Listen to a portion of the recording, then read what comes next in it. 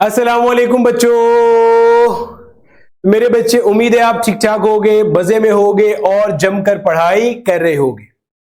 तो बच्चे, पास पेपर्स का सॉल्यूशन शुरू करने जा रहे हैं। जो पास पेपर्स की सीरीज है, इसके अंदर मेरा बेटा हम लोग करेंगे क्या, जो डिफरेंट एमडी कैट की यूनिवर्सिटीज है, या ज्यादा अच्छा टर्म होगा, जो डिफरेंट हमारे पास मेडिकल यूनिवर्सिटीज हैं मेरे बच्चे, इन डिफरेंट मेडिकल यूनिवर्सिटीज के जो पास पेपर्स हैं, ओरिजिनल पास पेपर्स, उनको मेरा बेटा हम लोग सॉल्व करेंगे। मेरा नहीं ख्याल कि आप में से कोई भी बच्चा ऐसा होगा कि जिसको इस बात की अहमियत का बताना जरूरी होगा कि इनका सॉल्यूशन कितना जरूरी है, क्योंकि ये वो क्वेश्चंस हैं जो ऑलरेडी उस यूनिवर्सिटी के एग्जाम में आ चुके हैं जहां पर जाने के लिए आप मेहनत कर रहे हो। तो आपने कोशिश करनी है, एक एक क्वेश्चन को गौर से देखना है, जो टॉपिक उसमें बताया गया है उसको मेक श्योर करो कि आपने वो टॉपिक कवर किया हुआ हो, क्योंकि दे आर मोस्ट इंपॉर्टेंट। क्योंकि ये उस यूनिवर्सिटी के क्वेश्चन बैंक से लिया गया क्वेश्चन है, आगे पीछे का क्वेश्चन नहीं है। तो मेरे बच्चे, इसमें हम नम्स के भी पास पेपर कवर करेंगे, सिंध की जो डिफरेंट यूनिवर्सिटीज हैं उनके भी पास पेपर्स होंगे, पंजाब की यूनिवर्सिटीज के भी होंगे, केपीके या खैबर पख्तूनख्वा की यूनिवर्सिटीज के भी होंगे, बलूचिस्तान के भी होंगे, सिमिलरली आजाद जम्मू कश्मीर, इस्लामाबाद और गिलगित, इन सब की यूनिवर्सिटीज के भी होंगे। आहिस्ता आहिस्ता आहिस्ता चीजें अपलोड होती जाएंगी। साथ ही साथ मेरा बेटा, अगर आप कहीं पर भी फंसते हो फिजिक्स को लेकर, कि आपको लगता है कि यार मुझे फिजिक्स का ये पर्टिकुलर टॉपिक नहीं आता, तो आपने बिल्कुल परेशान नहीं होना। मैंने मेरे बच्चे फिजिक्स के कंप्लीट कोर्स की रिकॉर्डिंग, फिजिक्स का जो मेरा कंप्लीट कोर्स है उसकी रिकॉर्डिंग मैंने YouTube पर अपलोड की हुई है। कंप्लीट कोर्स की रिकॉर्डिंग YouTube पर अपलोड हुई हुई है, क्लास 11 की और क्लास 12 की, डिटेल में पढ़ाया है, एक एक क्वेश्चन को डिस्कस किया है। साथ ही साथ मेरे बच्चे, अगर आप फिजिक्स के अलावा बाकी सब्जेक्ट्स में फंसते हो, केमिस्ट्री में या बायो में या इंग्लिश में या LR में, तो मेरे बच्चे आप हमारा एमडी कैट का कोर्स भी ज्वाइन कर सकते हो, जिसके अंदर आपको इस कंप्लीट कोर्स की तैयारी कराई जाती है। अगर सिर्फ फिजिक्स मसला है तो सिर्फ फिजिक्स के लिए तो मेरे YouTube लेक्चर्स की रिकॉर्डिंग भी मोर देन सफिशिएंट है। ठीक है मेरे बच्चे, तो शुरू करते हैं पास पेपर की series. All the very best. Question number 1 कह रहे all statements are correct about third law of motion except. Newton ने अपने थर्ड लॉ ऑफ मोशन में कहा क्या था, पहले तो वो सीखते हैं। उसने कहा था to every action there is always an equal but opposite reaction. यानी कि आपके पास अगर एक बॉडी दूसरी बॉडी पे फोर्स लगाती है तो दूसरी बॉडी भी उतनी ही पहली बॉडी के ऊपर फोर्स लगाती है आपके पास, लेकिन उसकी सिर्फ और सिर्फ डायरेक्शन क्या होती है, ऑपोजिट होती है। अच्छा सर, डन हो गया। तो ए पॉइंट कह रहा है फोर्सेस हैव इक्वल मैग्नीट्यूड। बिल्कुल ये बात कही थी कि एक्शन और रिएक्शन का अगर हम लोग मैग्नीट्यूड निकालें तो एक्शन फोर्स का जो मैग्नीट्यूड होता है वो बराबर होता है रिएक्शन फोर्स के मैग्नीट्यूड के, लेकिन डायरेक्शन क्या होती है आपके पास, ऑपोजिट होती है। मैग्नीट्यूड्स तो इक्वल होते हैं लेकिन डायरेक्शन क्या होती है हमारे पास, ऑपोजिट होती है। तो अगर हम देखें यहाँ पे आधी बात लिखी हुई है, पूरी बात नहीं लिखी हुई, तो फिलहाल इस ऑप्शन को देखते हैं कि भाई बाद में कहीं सही ना हो।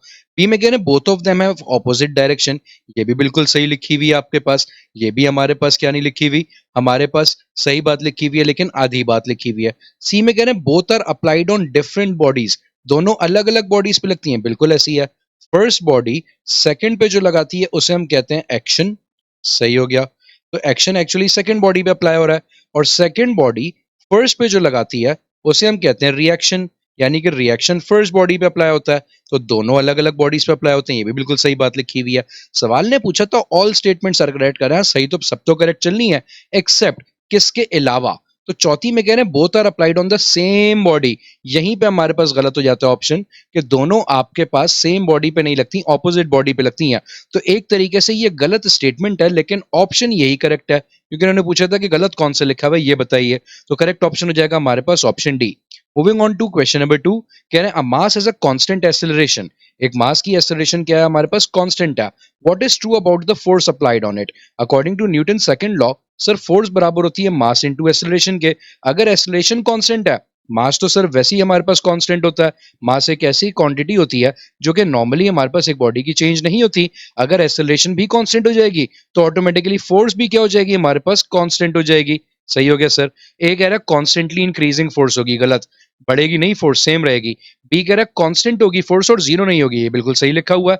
तो करेक्ट ऑप्शन क्या हो जाएगा हमारे पास, option B, constant but not zero. ठीक है जी, मूविंग ऑन। क्वेश्चन नंबर 3 कह रहे हैं, if temperature is increase from 200 kelvin to 400 kelvin, तो टेम्परेचर में कितना इंक्रीज आ गया, कितने पर आपके पास इंक्रीज आया, देख लेते हैं। एक तरीके से अगर हम देखें, 200 को जब हम 4 से मल्टीप्लाई करते हैं तो 800 बनता है, जिसका मतलब आपके पास टेम्परेचर 4 टाइम्स इंक्रीज हुआ है। डन हो गया सर। टेम्परेचर कितना इंक्रीज हुआ है, 4 टाइम्स। कह रहे हैं then what would be the change in pressure at constant volume. At constant volume आपके पास प्रेशर और टेम्परेचर का जो आपस में ताल्लुक होता है उसको हम लोग एक सिंपली प्रेशर लॉ से भी बोलते हैं। अब वो होता क्या है, वो ये होता है हमारे पास सिंपली कि pressure is directly proportional to temperature. Done हो गया। इसका मतलब आपके पास अगर हम इसको स्टेट्स में डिफाइन कर दें तो ये हो जाएगा P1 over T1 is equal to P2 divided by T2। अब ये पूछ रहे हैं कि प्रेशर कितने टाइम्स इंक्रीज होगा या डिक्रीज होगा, वट एवर दैट इज, ये बताइए। तो इनिशियली हम मान लेते हैं भाई प्रेशर P1 है, फाइनल प्रेशर P2 है। इनिशियल टेम्परेचर इन्होंने कितना कहा था आपसे, 200 है, फाइनल कितना है, 800 है। तो सर दो अंडों से दो अंडे कट गए हमारे पास सिंपली पहले तो, और 2 1 2 हो गया, 2 4 8 हो गया, 4 वहां जाएगा, तो P2 किसके बराबर हो जाएगा, 4P1 के। यानी कि इनिशियल प्रेशर के मुकाबले में कितना बढ़ जाएगा, फाइनल प्रेशर आपके पास 4 गुना बढ़ जाएगा, तो इंक्रीजेस 4 टाइम्स हो जाएगा हमारे पास। जिसका मतलब करेक्ट ऑप्शन कौन हो जाएगा आपके पास, कि प्रेशर में क्या फर्क पड़ रहा है, it is increasing by a factor of 4। सही है जी। Moving on to question number 4, कह रहे हैं if each particle of fluid is passing through the same point, fluid के तमाम पार्टिकल्स आपके पास एक ही पॉइंट से पास होते हुए जा रहे हैं। ठीक है जी, एक ही पॉइंट से हमारे पास पास होते हुए जा रहे हैं, तो आपके पास इस तरह के फ्लो को हम लोग क्या कहते हैं, जब फ्लूइड के तमाम पार्टिकल्स आपके पास एक ही पॉइंट से पास होते हुए जा रहे होते हैं, तो ऐसे फ्लो को मेरे बेटे आपके पास डेफिनेशन वाइज कहा जाता है लेमिनार फ्लो, या इसी का दूसरा नाम होता है हमारे पास स्ट्रीमलाइन फ्लो। और अगर आपके पास हर पार्टिकल अलग अलग पॉइंट से गुजर रहा होता है तो उसको हम कहते हैं टर्बुलेंट फ्लो। तो सर लेमिनार भी सही ऑप्शन है, स्ट्रीमलाइन भी सही ऑप्शन है, तो करेक्ट हो जाएगा हमारे पास option D, both A and B. Let's move on to question number 5, कह रहे हैं डेंसिटी ऑफ ब्लड इज, देखो ब्लड जो है आपके पास, अगर हम लोग कॉम्पोजिशन की बात करें तो ब्लड 70 to 80% तो वाटर ही होता है, लेकिन उसमें फिर आपके पास मिनरल्स, आरबीसीज, डब्ल्यूबीसीज, प्लेटलेट्स और भी चीजें मिक्सअप हो जाती हैं, जिसकी वजह से अगर हम टेक्निकली बात करें तो ब्लड के अंदर आपके पास जो मॉलिक्यूलर कंटेंट है वो वाटर के मुकाबले में ज्यादा मौजूद है। वाटर तो है ही है 70-80%, उसके अलावा और भी कंटेंट मौजूद है, जिसकी वजह से ब्लड की जो डेंसिटी होती है वो वाटर से थोड़ी सी ज्यादा हो जाती है। तो ब्लड जो आपके पास उसकी डेंसिटी क्या हो जाएगी, वाटर से ज्यादा, विच मींस करेक्ट ऑप्शन हो जाएगा option A, more than water. ठीक हो गया जी। Moving on to question number 6, कह रहे हैं a body moving in a fluid will experience, एक बॉडी जिसको हम लोग फ्लूइड के ऊपर आपके पास मूव करवा रहे होते हैं, फ्लूइड के अंदर सॉरी, वो क्या फोर्स एक्सपीरियंस करेगी इनमें से।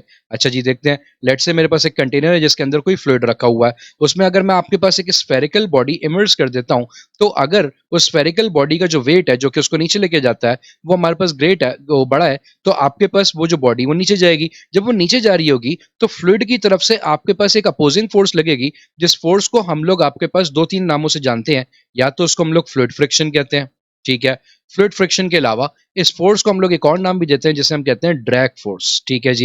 ये फ्लूइड फ्रिक्शन या ड्रैग फोर्स क्या करती है, अपने अंदर होने वाली मोशन को अपोज करती है। तो करेक्ट ऑप्शन क्या हो जाएगा भैया हमारे पास, ये बॉडी क्या एक्सपीरियंस कर रही होगी, option A, drag force. Centripetal centrifugal तो सर अगर ये सर्कुलर मूव कर रही होती तब करती है, और डी टेबुलर फोर्स कोई होती नहीं है, ये सिर्फ आपको वेग ऑप्शन दिया हुआ है। मूविंग ऑन क्वेश्चन नंबर 7, कह रहे हैं if a substance can undergo plastic deformation until it breaks it is, देखो एक ऐसा सब्सटेंस जो कि प्लास्टिक डिफॉर्मेशन तक आपके पास पहुंच जाता है, इसका मतलब उसकी इलास्टिसिटी बहुत ज्यादा होती है। जब उसकी इलास्टिसिटी बहुत ज्यादा होती है तो प्लास्टिक डिफॉर्मेशन तक पहुंचने के लिए जो स्ट्रेस वर्सेस स्ट्रेन ग्राफ है वो आपके पास काफी देर के बाद जाके डिफॉर्मेशन शो करता है, जिसका मतलब टूटता है वो आपके पास। अगर वो टूटने से पहले काफी ज्यादा स्ट्रेस बर्दाश्त कर सकता है तो ऐसे एलिमेंट्स को हम लोग कहते हैं आपके पास बेटा डक्टाइल एलिमेंट, जो कि ज्यादा स्ट्रेस बर्दाश्त कर सकते हैं, और ज्यादा स्ट्रेस बर्दाश्त करने के बाद वो ब्रेक नहीं होते जल्दी आसानी से, जिसमें हमारे पास कॉपर आ जाते हैं। ठीक है, कॉपर के अलावा आपके पास अदर मेटल्स भी आ जाते हैं, वो तमाम मेटल्स जो इजीली ब्रेक नहीं होते वो सारे हमारे पास कहलाते हैं डक्टाइल। जबकि इसी के ऑपोजिट जो आराम से ब्रेक हो जाते हैं, जल्दी ब्रेक हो जाते हैं, उसे हम कहते हैं ब्रिटल। तो करेक्ट ऑप्शन क्या हो जाएगा, जो आराम से ब्रेक नहीं हो रहे, वो कौन से हो जाएंगे हमारे पास? Option A, tactile substances. Question number 8. Can I, if stress is applied on a body, then ratio of change in volume, ठीक है जी, of change in volume of original volume, नहीं, change in volume to original volume होगा, sorry. अच्छा जी, change in volume का ratio original volume के साथ, इसे हम क्या कहते हैं? देखो, किसी भी ऑब्जेक्ट के ऊपर जब हम स्ट्रेस अप्लाई करते हैं तो उसकी शेप में जो चेंज आता है पर यूनिट ओरिजिनल शेप, उसे हम लोग कहते हैं स्ट्रेन। अगर लेंथ में चेंज आता है तो लॉन्गिट्यूडनल स्ट्रेन कहलाता है, अगर वॉल्यूम में चेंज आएगा तो ये कहलाएगा हमारे पास वॉल्यूमेट्रिक स्ट्रेन। तो करेक्ट ऑप्शन क्या हो जाएगा आपके पास? Option B, volumetric strain. Moving on to question number 9।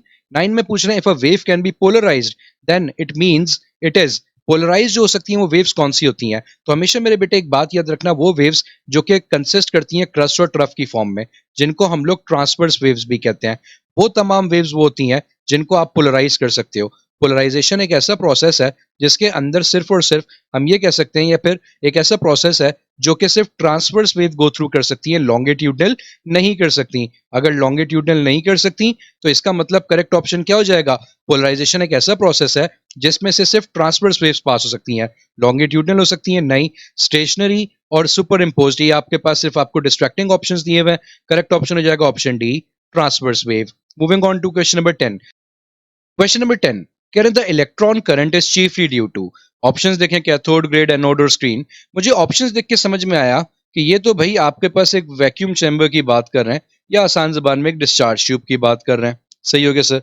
अब डिस्चार्ज ट्यूब में जो दो इलेक्ट्रोड्स लगे हुए होते हैं आपके पास, एक इलेक्ट्रोड आपके पास कनेक्टेड होता है बैटरी के नेगेटिव टर्मिनल से, सही हो गया, और एक कनेक्टेड होता है हमारे पास बैटरी के पॉजिटिव टर्मिनल से। आपके पास जो नेगेटिव टर्मिनल से कनेक्टेड होता है उसको हम लोग कहते हैं आपके पास कैथोड, और जो पॉजिटिव टर्मिनल से कनेक्टेड होता है उसको हम क्या कहते हैं आपके पास? एनोड। अब इलेक्ट्रॉन्स का जो फ्लो होता है मेरे बच्चे, इलेक्ट्रॉन्स नेगेटिव टर्मिनल से निकल के किसकी तरफ जाएंगे? जाहिर सी बात है पॉजिटिव टर्मिनल की तरफ, क्योंकि पॉजिटिव इलेक्ट्रॉन्स को क्या करेगा? अपनी तरफ अट्रैक्ट करेगा। तो अब अगर आप सवाल देखें, सवाल क्या बोल रहा है कि electron current is chiefly due to, किसकी वजह से इलेक्ट्रॉन का करंट आ रहा है? कैथोड, ग्रेड, एनोड या स्क्रीन? तो सर कैथोड की वजह से आ रहा है आपके पास, क्योंकि कैथोड क्या करता है? कैथोड अपने अंदर से इलेक्ट्रॉन्स एमिट करता है जो कि मूव करके कहां तक जाते हैं? एनोड तक जाते हैं आपके पास। Moving on to question number 11, कह रहे हैं if wire having a current of 10 ampere has 3 tesla magnetic field. सही है, एक वायर है हमारे पास जिसमें करंट कितना गुजर रहा है भाई आपके पास? लेट से 10 एम्पेयर गुजर रहा है, उसके अराउंड जो मैग्नेटिक फील्ड बनी हुई है वो मैग्नेटिक फील्ड कितनी है आपके पास? लेट से भाई हमारे पास सवाल कह रहा है कितनी है? 3 टेस्ला है। डन हो गया। What will be the magnetic field at double of the distance? अच्छा जी, ये जो मैग्नेटिक फील्ड हमने निकाली होगी सर, इसका फॉर्मूला क्या होगा हमारे पास? अकॉर्डिंग टू बायोट-सेवर्ट्स लॉ इसका फॉर्मूला होगा mu naught I upon 2 pi R. Done हो गया।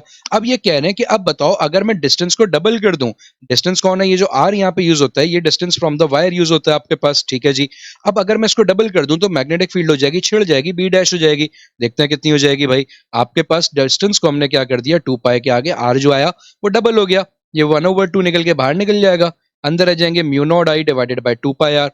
डन हो गया सर। अब ये mu naught I over 2 pi R तो सर ओरिजिनल मैग्नेटिक फील्ड थी, तो इसका मतलब छिड़ी हुई मैग्नेटिक फील्ड पिछली वाली मैग्नेटिक फील्ड के हिसाब से कितनी हो जाएगी? हाफ हो जाएगी, आधी रह जाएगी आपके पास। तो करेक्ट ऑप्शन क्या हो जाएगा हमारे पास? Option A, reduces by factor 2। Yes, correct हो जाएगा ऑप्शन ए ही, कि ये एक 2 के फैक्टर से क्या हो जाएगी? रिड्यूस हो जाएगी। Moving on to question number 12, कह रहे हैं what is true regarding magnetic force and magnetic intensity. कह रहे हैं भाई मैग्नेटिक फोर्स और मैग्नेटिक इंटेंसिटी के अकॉर्डिंग ये बताएं कौन सी चीज ट्रू है। कह रहे हैं if electrons movement is parallel to magnetic field it will rotate clockwise. अच्छा समझते हैं। देखें, एक चार्ज जब किसी भी मैग्नेटिक फील्ड में एंटर होता है तो उसके ऊपर जो फोर्स लगती है उसका फॉर्मूला होता है Q into V cross B, जिसके मैग्नीट्यूड को अगर हम लोग ओपन करके लिखें तो उसका मैग्नीट्यूड हमारे पास हो जाता है QVB साइन थीटा। मजे की बात, पहला सवाल कह रहा है कि जब पैरेलल एंटर होगा, पैरेलल एंटर होने का मतलब एंगल कितना बनेगा? 0 डिग्री, तो साइन हो जाएगा हमारे पास 0, जिसकी वजह से साइन 0 0 होता है, ओवरऑल फोर्स ही 0 हो जाएगी, कोई फोर्स ही नहीं लगेगी। तो ये क्लॉकवाइज रोटेशन तो सर हट गई ना हमारे पास से। बी में कह रहा है पैरेलल, फिर पैरेलल तो फिर सर कोई फोर्स नहीं लगेगी, तो एंटी क्लॉकवाइज वाला भी खत्म हो जाता है, ऑप्शन गलत हो जाता है। सी कह रहे हैं if electron enters perpendicular to field force would be parallel to plane. अच्छा जी, आए समझते हैं। अगर इलेक्ट्रॉन परपेंडिकुलर एंटर हुआ तो देखो चूंकि v क्रॉस बी आ रहा है तो v क्रॉस बी हमेशा क्रॉस प्रोडक्ट का जो आंसर होता है वो परपेंडिकुलर होता है उस प्लेन के जिसमें दो वेक्टर्स जो क्रॉस प्रोडक्ट हो रहे हैं वो कंटेन्ड होते हैं। अगर v cross B X Y plane में है तो फोर्स हमेशा z प्लेन में आएगी, जिसका मतलब यहाँ पे पैरेलल नहीं परपेंडिकुलर होता तो ये ऑप्शन हमारे पास करेक्ट होता। तो ये भी गलत हो गया, तो ले दे के बचा डी ही करेक्ट। लेकिन डी पढ़ तो लें सर के करेक्ट है भी कि नहीं है हमारे पास, लेकिन पहले लगा लेते हैं लगाने के बाद देखते हैं। कह रहे if electron enters perpendicular to field force will be maximum. क्या ये बात सही है कि भाई फोर्स मैक्सिमम होगी कब? जब इलेक्ट्रॉन कैसे एंटर होगा? परपेंडिकुलर। साइन 90 लगेगा, साइन 91 होता है जो कि आपको मैक्सिमम वैल्यू देता है, तो इसका मतलब फोर्स लगेगी वो क्या लगेगी? मैक्सिमम लगेगी। तो इस तरह से सर आपके पास क्वेश्चन नंबर 12 का ऑप्शन डी करेक्ट हो जाता है। Moving on to question number 13, कह रहे हैं a real image form by convex lens is always. Real image जो एक कॉन्वेक्स लेंस बनाता है वो क्या होती है? इरेक्ट होती है? नहीं सर, इरेक्ट इमेज तो तब बनती है आपके पास जब वो वर्चुअल होती है। All the virtual images are always erect. Inverted होती है? यस, हमेशा तमाम रियल इमेजेस के बारे में याद रखिएगा कि वो हमेशा कैसी बनेगी? इन्वर्टेड बनेगी। मैग्नीफाइड, मैग्नीफाइड के बारे में कुछ नहीं कह सकते क्योंकि कभी कभार वो डिमिनिश्ड होती हैं, कभी कभार वो मैग्नीफाइड होती हैं। जैसे फॉर एग्जांपल अगर मेरे पास जो ऑब्जेक्ट है वो f और 2f के बीच में रखा हुआ है तो मैग्नीफाइड बनेगी। लेकिन अगर वही ऑब्जेक्ट आपके पास बियॉन्ड 2f रखा हुआ है तो आपके पास डिमिनिश्ड बनेगी। तो ये दोनों केसेस बन सकते हैं। तो बेस्ट ऑप्शन हमारे पास क्या हो जाएगा कि भाई आपके पास जो रियल इमेज होती है वो हमेशा क्या होती है? इन्वर्टेड होती है। Moving on to question number 14, कह रहा what is true about electric field and electric force. Electric field और इलेक्ट्रिक फोर्स के बारे में क्या ट्रू है? कह रहे electric field lines are towards negative. ये बात बिल्कुल सही है। नेगेटिव चार्ज की इलेक्ट्रिक फील्ड लाइंस क्या होती हैं? हमेशा directed towards the negative charge, और पॉजिटिव चार्ज से हमेशा अवे डायरेक्ट करती हैं। ये बात याद रखिएगा आप लोग, ये स्टैंडर्ड इलेक्ट्रिक फील्ड लाइंस की डायरेक्शन है। अच्छा जी, and electron flow in the same direction. क्या इलेक्ट्रॉन इसी डायरेक्शन में फ्लो करता है? नहीं सर, अगर एक नेगेटिव चार्ज रखा हुआ है तो एक इलेक्ट्रॉन हमेशा इसके अपोजिट फ्लो करता है। Electron always flow opposite to an electric field.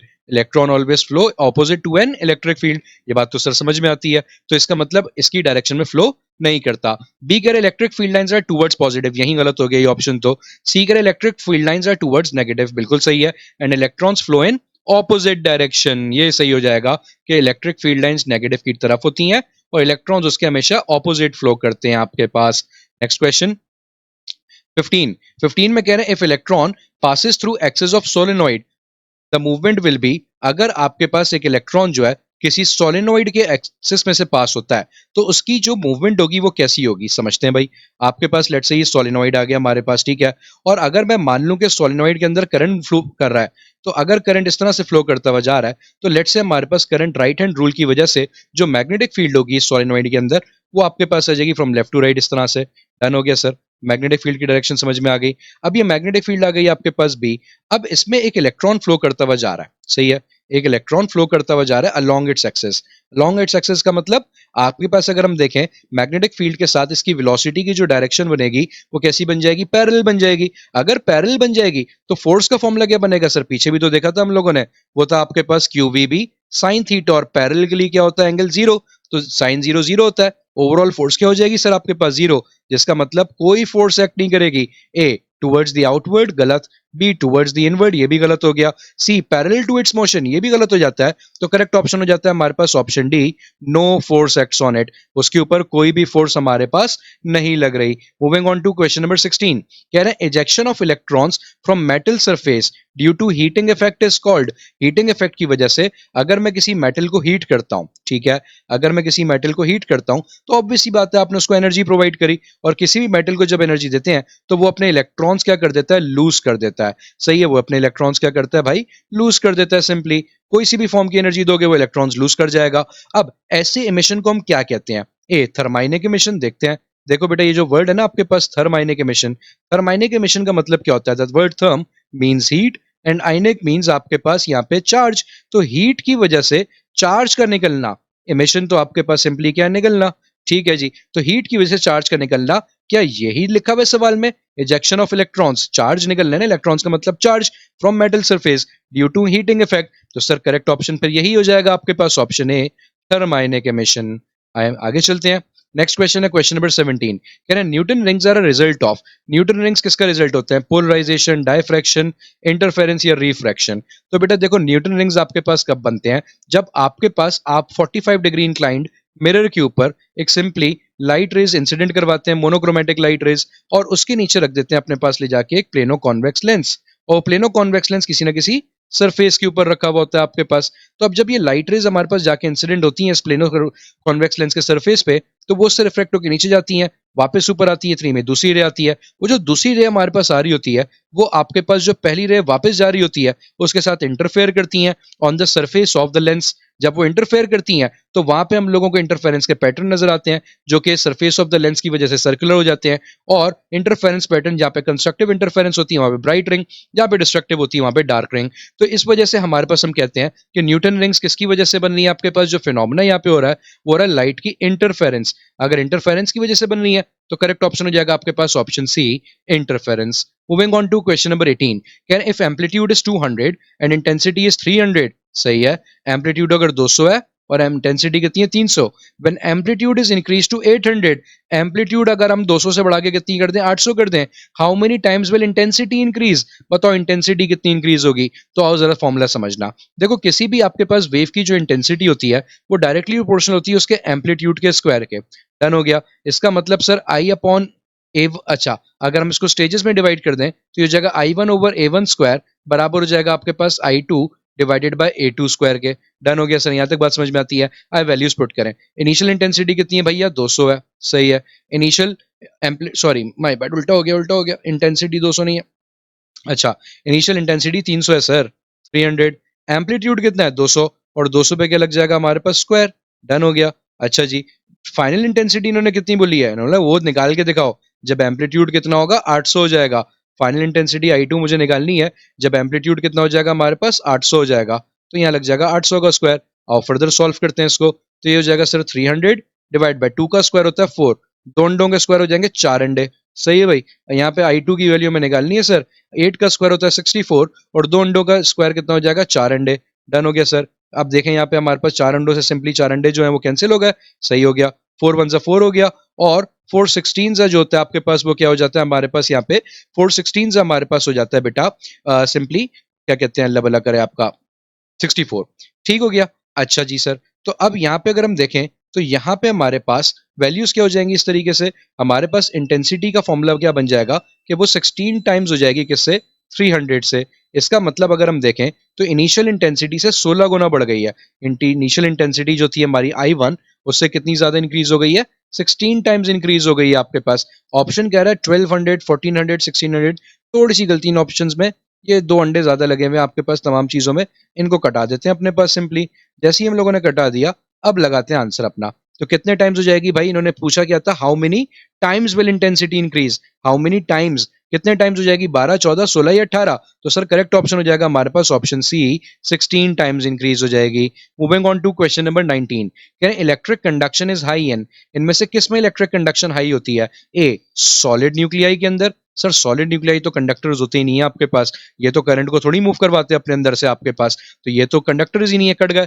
B sugar solution, देखो शुगर जो होती है ना आपके पास ये कोवेलेंट कंपाउंड है, और कोवेलेंट कंपाउंड को जब आप किसी भी चीज में घोलते हो, जैसे पानी में आपने उसका सोल्यूशन बना लिया, तो वो आपके पास कंडक्टिविटी रखता ही नहीं है अपने अंदर। Sugar solution is somehow insulating, वो कंडक्टिविटी रखते ही नहीं है, तो इसका मतलब ये भी आपके पास अच्छा कंडक्टर नहीं है। आपसे तो हाई का पूछा जा रहा है। सी सॉलिड ग्रेफाइट, देखो बेटा ग्रेफाइट के बारे में समझना, ग्रेफाइट कार्बन की एक ऐसी एलोट्रोपिक फॉर्म है जो कि आपके पास अपने अंदर कंडक्शन कर सकती है, और इसको हम लोग यूज करते हैं बाकायदा जहां पे हाई लेवल की कंडक्शन हम लोगों ने करनी होती हैं। तो इलेक्ट्रिकल कंडक्टिविटी आपके पास किसकी हाई हो गई?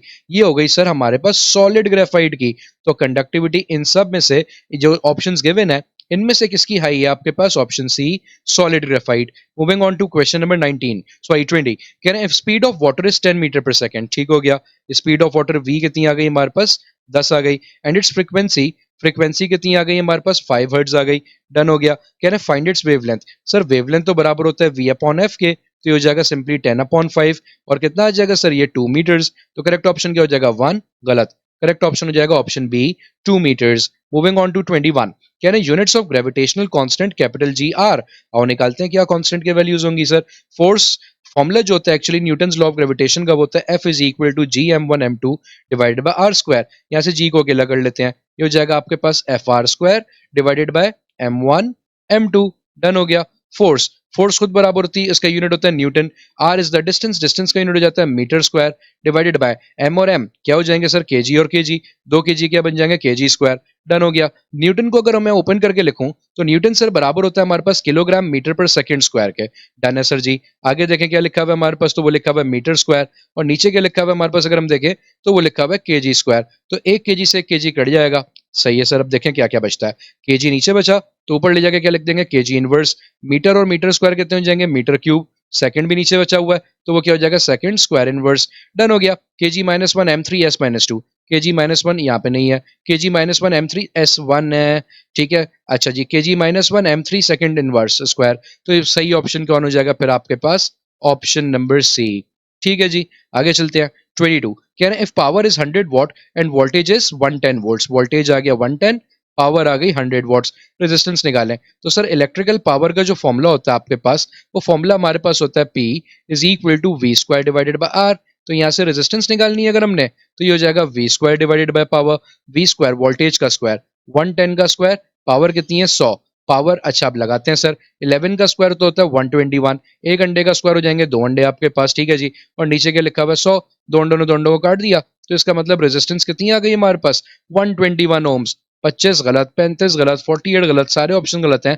करेक्ट हो जाएगा हमारे पास option D, 121 ohms. Moving on to question number 23, कहने first law of motion is also called, first law of motion को और क्या नाम दिया जाता है आपके पास। अच्छा जी, first law of Newton, sorry, Newton का फर्स्ट लॉ का नाम फर्स्ट लॉ ऑफ मोशन ही है। देखो फर्स्ट लॉ ऑफ मोशन आपसे क्या कहता है कि एक ऑब्जेक्ट जो है अगर वो रेस्ट में है तो वो रेस्ट में ही रहने वाला है, और अगर एक ऑब्जेक्ट आपके पास यूनिफॉर्म वेलोसिटी से मूव कर रहा है, अगर वो रेस्ट में या फिर वो यूनिफॉर्म वेलोसिटी से मूव कर रहा है तो वो वैसे ही रहने वाला है। कब तक, जब तक आप उसके ऊपर क्या ना कर दें, आप उसके ऊपर एक एक्सटर्नल अनबैलेंस्ड फोर्स ना लगा दें, तब तक वो अपनी स्टेट को कंटिन्यू करेगा। रुका हुआ है तो रुका रहेगा आपके पास, ठीक है जी, सॉरी, एक्सटर्नल अनबैलेंस्ड फोर्स ना लगा दें। और अगर यूनिफॉर्म स्पीड से चल रहा है तो चलते रहेगा। कब तक, जब तक आप उसके ऊपर अनबैलेंस्ड फोर्स ना लगा दें। अब जब तक वो नहीं लगती, बॉडी अपनी स्टेट को कंटिन्यू करती है। तो ये और किस नाम से जाना जाता है, तो मेरे बेटे फर्स्ट लॉ ऑफ मोशन का दूसरा नाम होता है हमारे पास लॉ ऑफ इनर्शिया, क्योंकि इनर्शिया का मतलब भी क्या होता है, the resistance to change in state, the tendency of a body to resist the change in state. ठीक है, तो आपके पास अगर मैं इनर्शिया को डिफाइन कर दूं कि ये क्या है भाई, ये एक बॉडी की टेंडेंसी है जो कि उसको रोकती है अपनी स्टेट को चेंज करने से। ठीक है जी, to resist change in state. तो आपके पास ये दोनों एक ही बारे में बात कर रहे हैं कि भाई जब तक एक्सटर्नल अनबैलेंस फोर्स नहीं लग जाएगी तब तक आपके पास स्टेट चेंज नहीं होगी किसी भी ऑब्जेक्ट की। तो करेक्ट ऑप्शन क्या हो जाएगा, फर्स्ट लॉ ऑफ मोशन को हम दूसरा नाम क्या देते हैं, law of inertia. Moving on to 24, कह रहे हैं the fractional change in resistance per kelvin, fractional change in resistance यानी कि delta R over R, fractional change in anything जो होती है change in that quantity divided by the original quantity करते हैं। और आगे क्या कह रहे हैं, पर केल्विन, पर केल्विन का मतलब नीचे एक और चीज आ जाएगी, वो क्या आ जाएगी हमारे पास, चेंज इन टेम्परेचर। तो बोल रहे हैं ये किसके बराबर है, और देखते हैं। Change in resistance, change in resistance का फॉर्मूला वैसे तो होता है सर हमारे पास अल्फा आर डेल्टा टी, जिसमें अल्फा जो होती है ये कहलाती है हमारे पास टेम्परेचर कोफिशिएंट ऑफ रेजिस्टेंस, ये क्या कहलाता है हमारे पास, टेम्परेचर कोफिशिएंट ऑफ रेजिस्टेंस। अब अगर यहां से मैं निकालने पे आता हूं तो देखें भाई आपके पास अल्फा का फॉर्मूला क्या बन जाएगा, ये बन जाएगा सर आपके पास delta R divided by R delta T. तो सर ये तो क्लियर हो गया कि ये किसका फॉर्मूला लिखा हुआ हमारे पास, अल्फा का, जिसको हम कहते हैं टेम्परेचर कोफिशिएंट ऑफ रेजिस्टेंस। तो करेक्ट ऑप्शन हो जाएगा आपके पास option A, temperature coefficient of resistance. 25, can it to convert the silicon crystal into P type semiconductor, silicon crystal को किस में कन्वर्ट करना है, पी टाइप में कन्वर्ट करना है। समझना कैसे होता है, पी टाइप में कन्वर्ट करने के लिए हमें क्या चाहिए होता है, एक ऐसा एलिमेंट, फॉर एग्जांपल एक एलिमेंट है एक्स, ठीक है, एक ऐसा एलिमेंट जिसके अंदर आपके पास एक वैकेंसी बच जाए इलेक्ट्रॉन की। अब देखो सिलिकॉन अगर किसी से बॉन्ड करने आ रहा है तो सिलिकॉन फोर्थ का एलिमेंट है जिसके आखिरी शेल में कितने होंगे, 4 इलेक्ट्रॉन्स होंगे, आखिरी शेल में कितने होंगे, 4 इलेक्ट्रॉन्स होंगे। तो भाई कोई 3 तो बॉन्ड हो जाए, 3 तो बॉन्ड हो जाए, एक ना हो पाए, क्यों ना हो पाए, क्योंकि वहां पे आपके पास क्या हो, वैकेंसी हो इलेक्ट्रॉन की, उस वैकेंसी ऑफ इलेक्ट्रॉन को हम एक और नाम देते हैं और वो क्या कहते हैं उसको होल।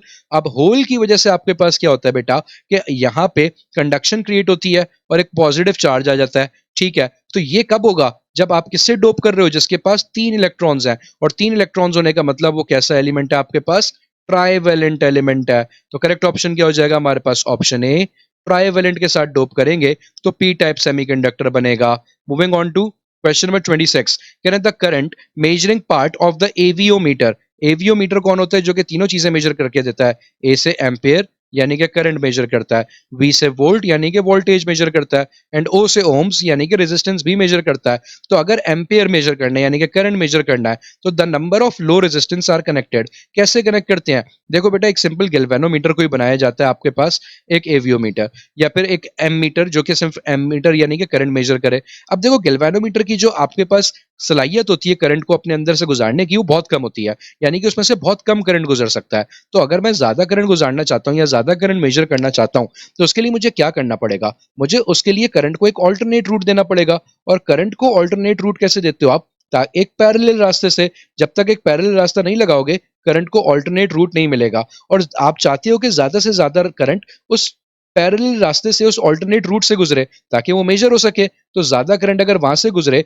तो यहाँ पे जो रेजिस्टेंस हम लगाएंगे पैरेलल में वो क्या रखनी पड़ेगी हम लोगों को, बहुत छोटी, सवाल भी तो ये कह रहा है लो रेजिस्टेंस को क्या लगाना पड़ेगा गैल्वेनोमीटर के साथ पैरेलल में। ए कह रहा है at an angle of 180 degree with the galvanometer. देखो इलेक्ट्रिकल कंपोनेंट्स में डिग्री शिग्री का कोई काम नहीं होता, at an angle of 45 degree perpendicular with galvanometer, सब गलत है। करेक्ट ऑप्शन क्या हो जाएगा हमारे पास, option B, parallel with galvanometer. ठीक है जी। Moving on to question number 27, कह रहे हैं the energy supplied by the cell to charge carriers is drive from the conversion of. ठीक है, आपके पास एक सेल जो है एनर्जी सप्लाई जो करता है चार्ज कैरियर्स के थ्रू, वो कैसे, कौन सी एनर्जी किस में कन्वर्ट हो रही होती है, ए हीट एनर्जी केमिकल में कन्वर्ट हो रही होती है। तो आओ समझना, देखो बेटा एक सेल जो होता है आपके पास, उसके अंदर सिंपली इलेक्ट्रोकेमिकल प्रोसेस चल रहा होता है जिसको हम इलेक्ट्रोलिसिस भी कहते हैं। उसके अंदर इलेक्ट्रोलाइट्स होते हैं, ठीक है, और इलेक्ट्रोड्स होते हैं। उन इलेक्ट्रोलाइट्स और इलेक्ट्रोड्स के दरमियान आपके पास करंट फ्लो करता है। अब इनके अंदर जो एनर्जी होती है वो कौन सी होती है आपके पास, केमिकल एनर्जी होती है। तो वो केमिकल एनर्जी को सेल क्या कर रहा है, जब आप इसको उठा के किसी भी सर्किट में लगाते हो तो वो उस केमिकल एनर्जी को किस में कन्वर्ट कर देता है, आपके पास सर्किट में करंट मूव कर रहा है, तो इसका मतलब वो किस में कन्वर्ट कर रहा है उसको, इलेक्ट्रिकल एनर्जी में आपके पास। तो करेक्ट ऑप्शन क्या हो जाएगा, ए तो नहीं होने सकता सर। सी में कह रहे हैं सोलर को इलेक्ट्रिकल में, सोलर को इलेक्ट्रिकल में तो फोटो सेल करता है।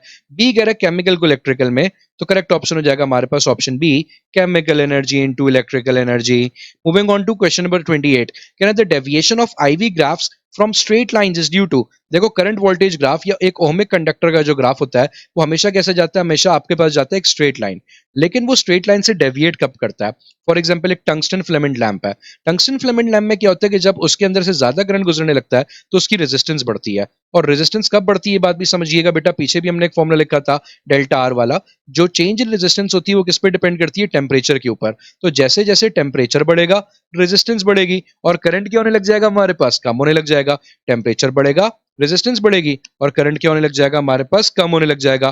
तो इसका मतलब आईवी ग्राफ कब डेविएट करता है, जब टेम्परेचर और रेजिस्टेंस दोनों बढ़ते हैं। ए कह रहे डिक्रीज इन टेम्परेचर, नहीं सर बढ़ते हैं। बी कह रहे increase in temperature and increase in resistance, बिल्कुल सही है। जब दोनों चीजें बढ़ती हैं टेम्परेचर और रेजिस्टेंस तो आईवी ग्राफ अपने बिहेवियर से डेविएट कर जाता है। Moving on to question number 29, कह रहे हैं the information received at the other end of a fiber can be inaccurate due to dash of the light signal। Light signal में ऐसा क्या होता है जिसकी वजह से फाइबर के एक एंड की जो इन्फॉर्मेशन है वो दूसरे एंड पे तक पहुंचते पहुंचते आपके पास थोड़ी सी आपके पास इनएक्यूरेट हो जाती है। तो समझिएगा, तो चूंकि हमारे पास मेरे बेटे, आपके पास हम लोग करते क्या है, हम लोग विजिबल लाइट यूज करते हैं आपके पास किसमें ऑप्टिकल फाइबर्स के अंदर डेटा ट्रांसफरिंग करने के लिए। तो ऑप्टिकल फाइबर्स में जब विजिबल लाइट यूज करते हो तो टोटल इंटरनल रिफ्लेक्शन की वजह से वो रिफ्लेक्ट करके एक पॉइंट से दूसरे पॉइंट तक जाती है। अब मजे की बात, ये विजिबल लाइट है, तो विजिबल लाइट के अंदर प्रॉब्लम ये होती है कि विजिबल लाइट मेरे बेटे मूव करते हुए आपके पास जब भी किसी ट्रांसपेरेंट मीडियम में मूव करती है तो उसके अंदर खतरा होता है डिस्पर्जन होने का, क्योंकि डिस्पर्जन की वजह से वो अपने कंपोनेंट्स में ब्रेक हो जाती है। कंपोनेंट्स में ब्रेक होती है तो हर कंपोनेंट जो कि अपने अंदर डेटा कैरी कर रहा होता है, तो डिस्पर्जन की वजह से अगर कोई भी कंपोनेंट आपके पास आगे पीछे रह गया, आगे पीछे रहने का मतलब क्योंकि चूंकि हर कंपोनेंट की वेवलेंथ डिफरेंट है तो ऐसा पॉसिबल है कि एक एंड जहां से वो एंटर हुए और जहां से वो लीव कर रहे हैं तो दोनों पॉइंट्स पे आपके पास एंटर करते हुए तो एक कंप्लीट वेव थी, लीव करते वक्त वो डिस्पर्स हो चुकी है, तो जो बड़ी वेवलेंथ है वो शायद पहले पहुंच जाए, जो छोटी वेवलेंथ है वो थोड़ा सा ज्यादा टाइम ले ले आपके पास, जिसकी वजह से हमारे पास मेरे बच्चे जो डेटा है वो कभी कभार इनएक्यूरेट हो जाता है एट द एंड। तो इसका मतलब हमारे पास इनएक्यूरेसी किसकी वजह से होती है? डिस्पर्जन की वजह से होती है, लॉन्गर वेवलेंथ की वजह से, फ्रीक्वेंसी की वजह से, इंटेंसिटी की वजह से नहीं। करेक्ट ऑप्शन क्या हो जाएगा? ऑप्शन डी, डिस्पर्जन और स्प्रेडिंग आपके पास।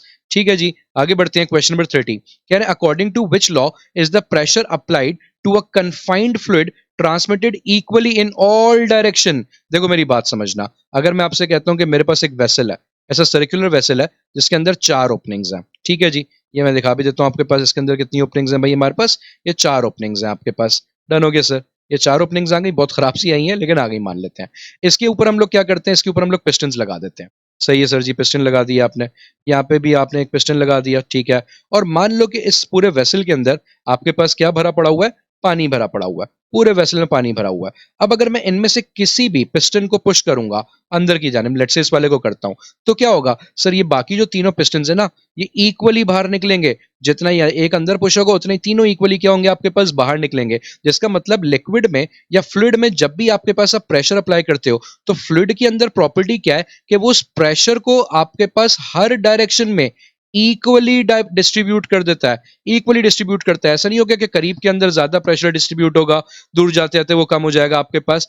एवरी डायरेक्शन में आपके पास क्या हो जाएगा? वो प्रेशर इक्वली डिस्ट्रीब्यूट हो जाएगा आपके पास। जिसका मतलब ये हमारे पास सिंपल फ्लूइड के अंदर प्रेशर को हैंडल करने का लॉ है। और इस लॉ को किसने पढ़ा था सबसे पहले? किसने चीज ये डिस्कवर करी थी? ये करी थी हमारे पास मेरे बच्चे पास्कल भैया ने। तो ये स्टेटमेंट भी पास्कल की लिखी हुई ऊपर। तो करेक्ट ऑप्शन कौन हो जाएगा हमारे पास sir? Option A, Pascal's law. Moving on to question number 31।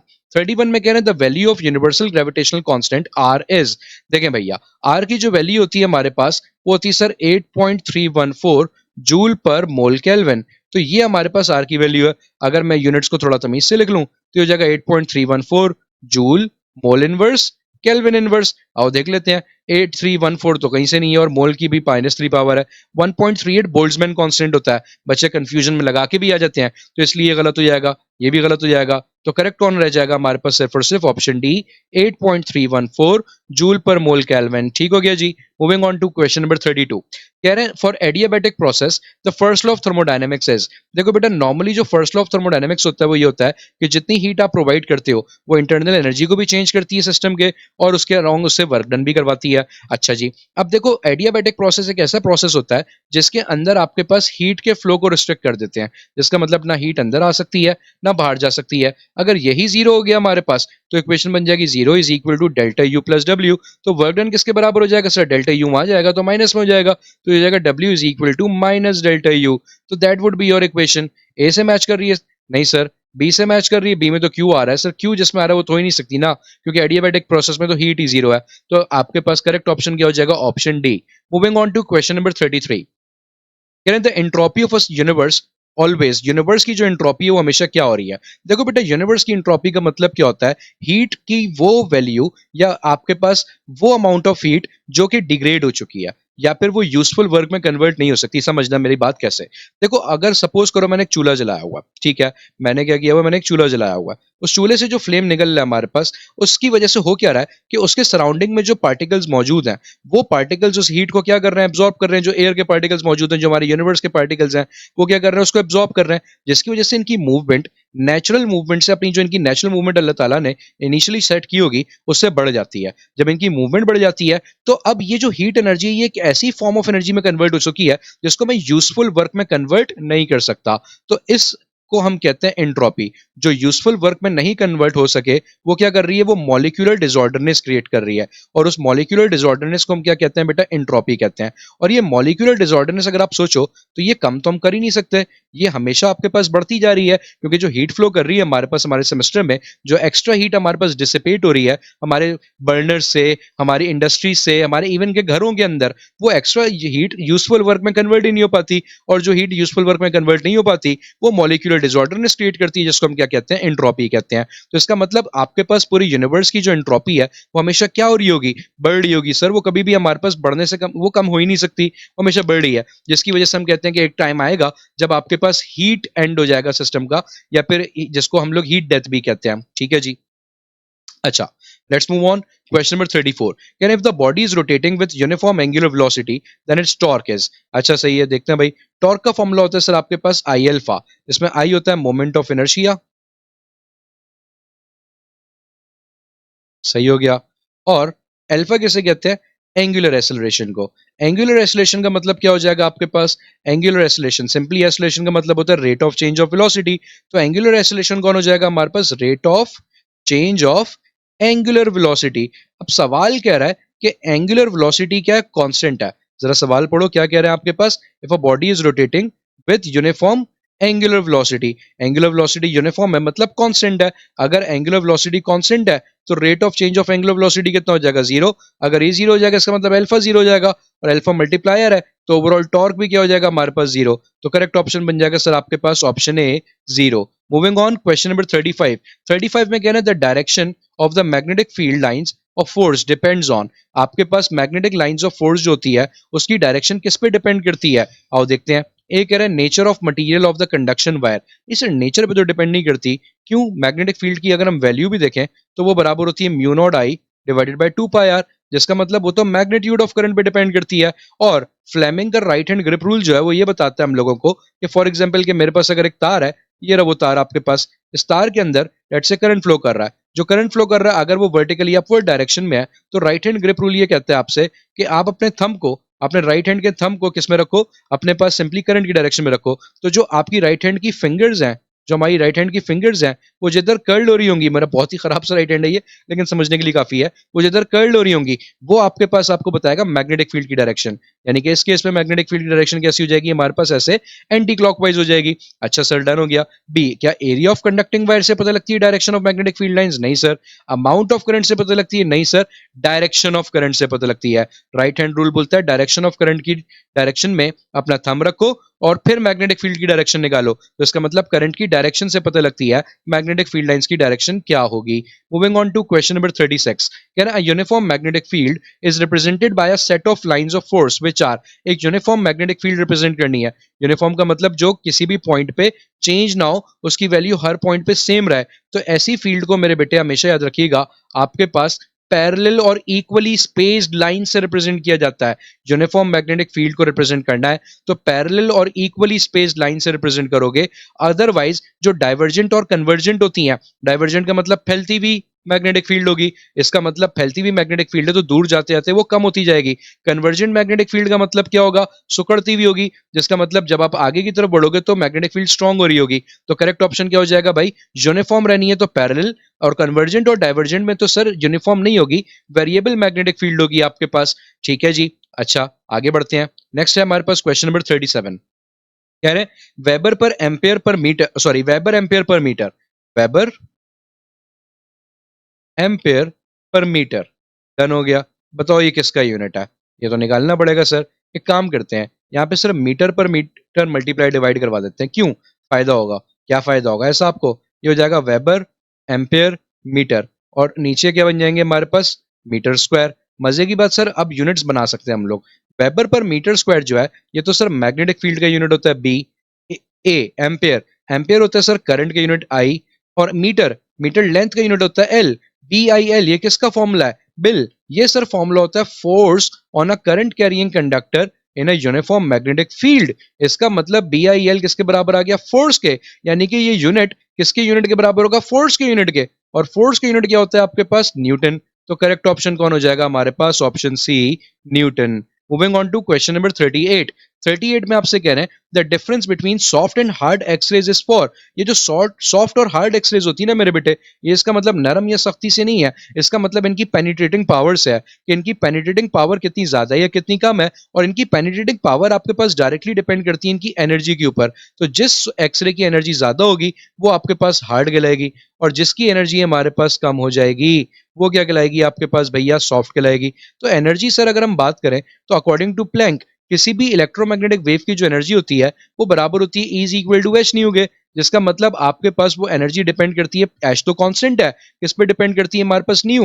New का मतलब फ्रीक्वेंसी ऑफ वेव पे. तो अगर फ्रीक्वेंसी पे डिपेंड कर रही है तो आपके पास हार्ड या सॉफ्ट होना भी किस पे डिपेंड कर रहा है? फ्रीक्वेंसी पे. क्या वेलोसिटी पे करता है, इंटेंसिटी पे करता है? नहीं सर. करेक्ट ऑप्शन हो जाएगा ऑप्शन सी, फ्रीक्वेंसी पे करता है। Moving on to question number 39, कह रहे हैं which of the following is an instrument for monitoring radiations, इनमें से रेडिएशन को मॉनिटर करने वाला इंस्ट्रूमेंट कौन सा है? ए जीएम ट्यूब, बी जीजर काउंटर। देखो बेटा जीजीएम ट्यूब जो होती है जिसको हम लोग फुल फॉर्म में कहते हैं आपके पास जीजर मुलर काउंटर, स्पेलिंग हो सकता है गलत हो जाए, चलो इसको सही कर लेते हैं, जितनी हमें याद है उस हिसाब से ये हो जाती है भाई जीजर मुलर ट्यूब, ठीक है। और जीजर काउंटर भी यही है, इस ट्यूब के आगे जब हम लोग काउंटिंग एपरेटस लगा देते हैं तो वो जीजर काउंटर बन जाती है। जीएम ट्यूब या जीजर काउंटर किस लिए इस्तेमाल होता है? जो आपके पास मेरे बेटे रेडिएशंस होती हैं उनको अमाउंट मेजर करने के लिए, आपके पास रेडिएशंस का अमाउंट कितना है, कितनी रेडिएशंस कहीं से पास हो रही हैं, उसके लिए हम लोग जीएम काउंटर या जीएम ट्यूब यूज करते हैं। जबकि विल्सन क्लाउड चेंबर क्यों यूज किया जाता है आपके पास? किसी भी रेडिएशन के पाथ को ट्रैक करने के लिए। अगर रेडिएशंस के पाथ को ट्रैक करना है आपने तो उसके लिए मेरे बेटे हम लोग क्या यूज करते हैं? ट्रैक करना है या ट्रेस करना है तो उसके लिए हम यूज करते हैं विल्सन क्लाउड चेंबर। अब ये कह रहा है मॉनिटर करना है रेडिएशंस को, तो दोनों ही यूज हो सकते हैं। तो करेक्ट ऑप्शन क्या हो जाएगा हमारे पास? Option D, all of these. सही जी। Moving on to question number 40, कह रहे हैं which one of the following is the pair of isobars. अच्छा जी, निकालते हैं। देखो बेटा पहले तो ये समझो आइसोबार्स किसे कहते हैं। आइसोबार्स ऐसे एलिमेंट होते हैं जिनके एटॉमिक मासेस तो सेम होते हैं आपके पास, जिनके एटॉमिक मासेस सेम होते हैं हमारे पास, लेकिन एटॉमिक नंबर्स क्या हो जाते हैं आपके पास? डिफरेंट हो जाते हैं। एटॉमिक मासेस सेम है लेकिन एटॉमिक नंबर्स क्या हैं? डिफरेंट है आपके पास। तो ऐसे एलिमेंट्स को हम कहते हैं आपके पास आइसोबार्स। अब एटॉमिक मास और एटॉमिक नंबर को भी याद रखना। कोई एलिमेंट है तो एटॉमिक मास ऊपर लिखा होता है और एटॉमिक नंबर्स नीचे लिखे होते हैं। तो अब सिंपल देख लो, एटॉमिक मासेस सेम यानी कि ऊपर वाला नंबर सेम होना चाहिए, नीचे वाला डिफरेंट होना चाहिए। सर यहाँ तो ऊपर डिफरेंट है, गलत। ऊपर वाला सेम होना चाहिए, गलत।